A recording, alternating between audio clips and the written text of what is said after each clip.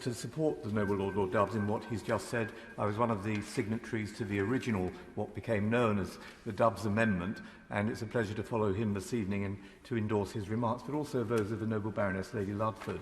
And I know that there's an amendment which I've also signed, Amendment 50, being moved by the Noble Baroness Kennedy of the Shores, and I strongly support that too. My own amendment, which is an all-party amendment, is Amendment 51, and I should declare my interest as a patron of the Coalition for Genocide Response and involvement in various relevant all-party parliamentary groups. Today's Amendment 51 has its origins in northern Iraq, where on the 3rd of August 2014, ISIS attacked Sinjar, killing thousands of Yazidis, abducting thousands of women and girls, and forcing the rest to flee. This attack on the Yazidis was followed by subsequent mass atrocities in the Nineveh plains, from where people were forced to flee or to die. People who were different, including gay people, were thrown from high buildings, prisoners burned in metal cages, women raped and homes looted. These atrocities then intensified in their number and in their scope. In 2019, I travelled to northern Iraq. I met Yazidi leaders and members of other minorities and took statements and evidence. It was, my lords, truly shocking to hear first-hand accounts of the terrors to which human beings have been subjected. To hold to account those responsible for atrocity crimes, the 1948 Convention on the Crime of Genocide lays a duty on us to protect, prevent and punish, and since the Bosnian genocide, to act from the moment it is believed that this ultimate crime of crimes is being perpetrated. In 2016, believing a genocide to be underway, the 4 signatories of this amendment tonight did precisely that and acted. In 2016, with the Noble Lord Forsyth, the Noble Baroness Lady Cox, who's currently in northern Nigeria collecting evidence on atrocity crimes, and the Noble Baroness Lady Kennedy of the Shores, we jointly tabled an amendment calling on the government to provide a safe and legal route for Yazidis and others dying at the hands of their tormentors. We failed to convince the government to support it.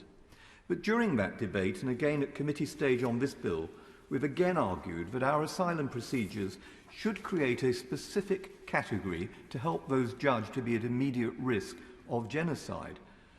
This amendment would leave the adjudication of whether a genocide is underway to a judge of the High Court of England and Wales, a route which was suggested to me by my noble and learned friend Lord Hope of Craighead, and it was supported as a principle during the proceedings on the Trade Bill 2021 by 3-figure majorities of your Lordship's House, and only narrowly defeated in the House of Commons in what I think was the closest vote of the Parliament on a House of Lords amendment. Genocide, my lords, is defined in Article 2 of the 1948 Convention on the Crime of Genocide. Winston Churchill said that the horrific nature of the genocide of the European Jews, the Holocaust, was a crime so unimaginably monstrous that it didn't have a name. The Jewish-Polish lawyer, who lost over 40 of his own family in the Holocaust, gave it one. Despite being named and defined, we nevertheless refused to empower the United Kingdom Court to pronounce, while knowing that routes to the International Criminal Court are invariably blocked by vetoes. But note, my lords, in November 2021, as recently as that, a court, a German one in Frankfurt, did finally put a name to the crimes committed by ISIS against the Yazidis and others.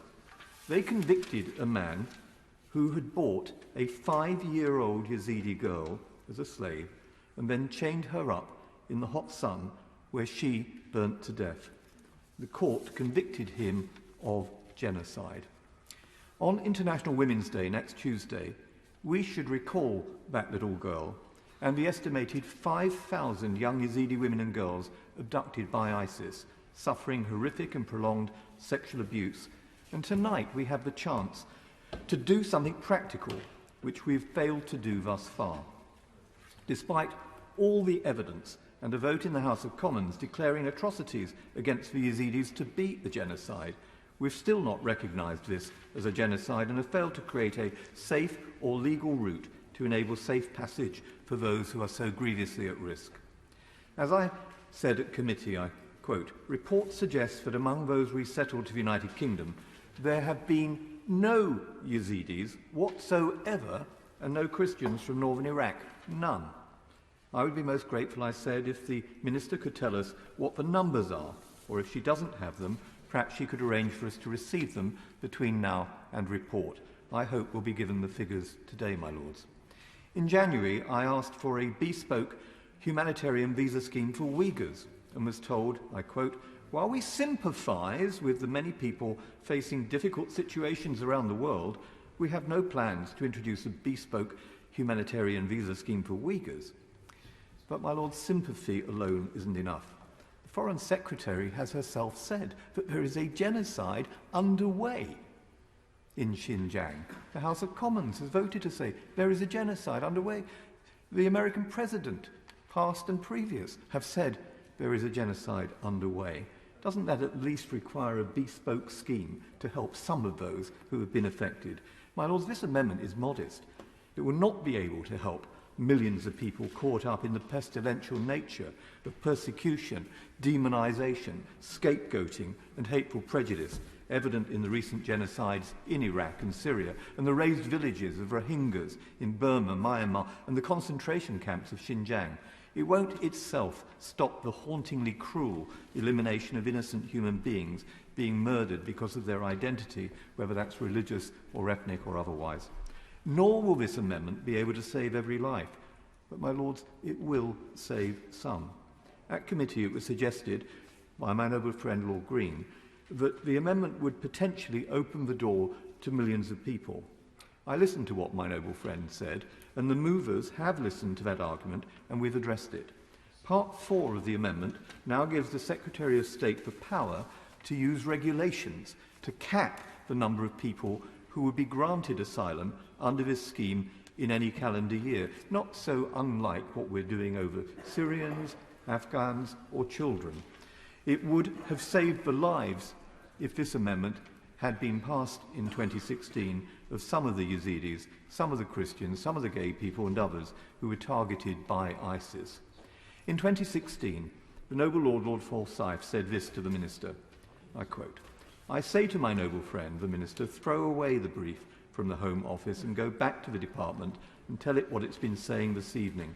I'm certain that despite the media coverage in the information that is available, people in this country have no idea of the extent of the horrors that are being perpetrated. I hope, therefore, my Lords, tonight the House will send this amendment to the House of Commons so that an injustice can be put right and a safe and legal route opened for small numbers of people, numbers to be determined by the Home Secretary, but people subject to what we declare to be the crime above all crimes and to which we are treaty bound to do something about, and bound with them by laws of common humanity. I hope that we can do rather more than simply express our sympathy and sentiment. I beg to move.